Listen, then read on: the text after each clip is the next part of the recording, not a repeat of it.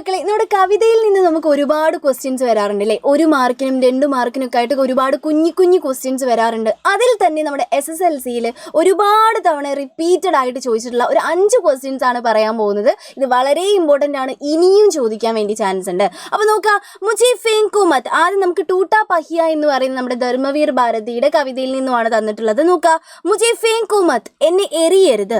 യെ കോൻ कहता है, ഇത് ആരാണ് പറയുന്നത്? ഒരുപാട് തവണ 1 മാർക്കിന് ചോദിച്ച ക്വസ്റ്റ്യൻ ആണ്. എന്താണ് ആൻസർ?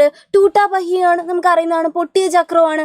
അടുത്തതും ടൂട്ടാ പഹിയയിൽ നിന്ന് തന്നെയാണ്. നോക്കിക്കേ, ടൂട്ടാ പഹിയ കിസ്കാ പ്രതീക് ഹേ. നമ്മുടെ ടൂട്ടാ പഹിയ പൊട്ടിയ ചക്രം എന്ന് പറയുന്നത് ആരുടെ പ്രതീകമാണ്? ആരുടെ സിമ്പലായിട്ടാണ് നമ്മൾ എടുക്കുന്നത്?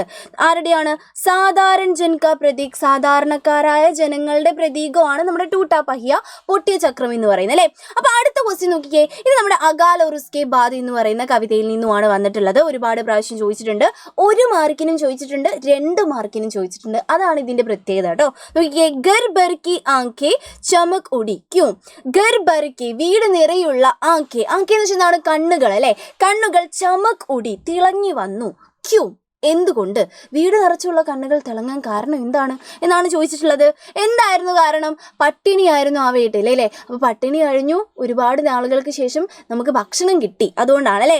കൈ ദിനോ കെ ബാദ്, ഒരുപാട് നാളുകൾക്ക് ശേഷം, ഘർ കെ അന്തർ, നമ്മുടെ വീടിനുള്ളിൽ, ദാനയായി, ധാന്യം വന്നു. ഇതാണ് നമ്മുടെ ആൻസർ.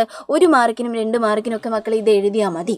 ഓക്കെ, അതേപോലെ തന്നെ 2 മാർക്കിനും 1 മാർക്കിനും ആയിട്ട് ചോദിച്ചിട്ടുള്ള അടുത്ത ക്വസ്റ്റ്യൻ ആണ് എന്ത്? ചുൽഹ ഒരു ചക്കി ഉദാസ് ക്യോं ഹേ. നമ്മുടെ അകാൽ और उसके बाद എന്ന് പറയുന്ന കവിതയുടെ ആദ്യത്തെ ഭാഗത്തുള്ളതാണ്. ചുൽഹയും അടുപ്പും ചക്കി അരക്കല്ലും എന്തുകൊണ്ടാണ് സങ്കടപ്പെട്ടിരിക്കുന്നത്? ആൻസർ എന്താണ്? അകാൽ കെ കാരണം, നമ്മുടെ ക്ഷാമം കാരണം, ചക്കി और चूल्हा का उपयोग नहीं हो रहा है.